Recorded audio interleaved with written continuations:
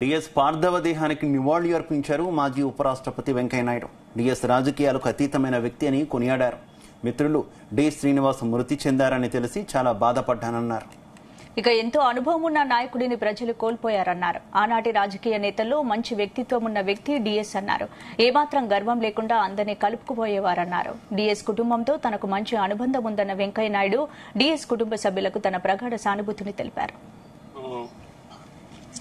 Shri D Srinivas గారు మరణించారని తెలిసి చాలా విచారించాను. చిన్న చిన్న ఆరోగ్య సమస్యలు ఉన్నాయని అప్పుడప్పుడు నాతో మాట్లాడుతూ ఉండేవాడు.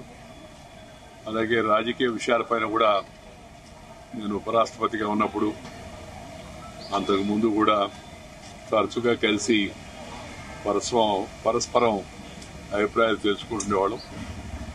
ఒక సీనియర్ నాయకుడిగా రాష్ట్ర మంత్రివర్గంలో ముఖ్యమైన శాఖలు నిర్వహించి ప్రదేశ్ కాంగ్రెస్ పార్టీకి అధ్యక్షుడిగా పనిచేసి ఎంతో అనుభవం ఉంటే ఒక మంచి నాయకుడిని ప్రజలు కోల్పోయారు. వారి మరణం చాలా విచారకరమైంది.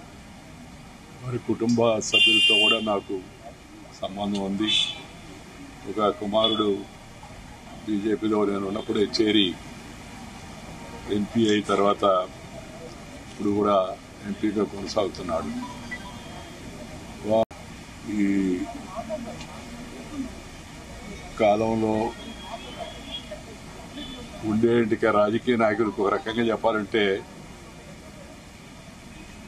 అతీతమైన వ్యక్తి, మంచి వ్యక్తిత్వం, సౌజన్యం, అందరినీ కలుపుగోలుగా మాట్లాడుకోవడం, ఆ పదవి దర్పం పటాటోపం చూడకుండా చక్కగా తన రాజకీయ జీవితాన్ని గడిపినట్టు మంచి వ్యక్తిని కోల్పోవడం చాలా విచారకరం.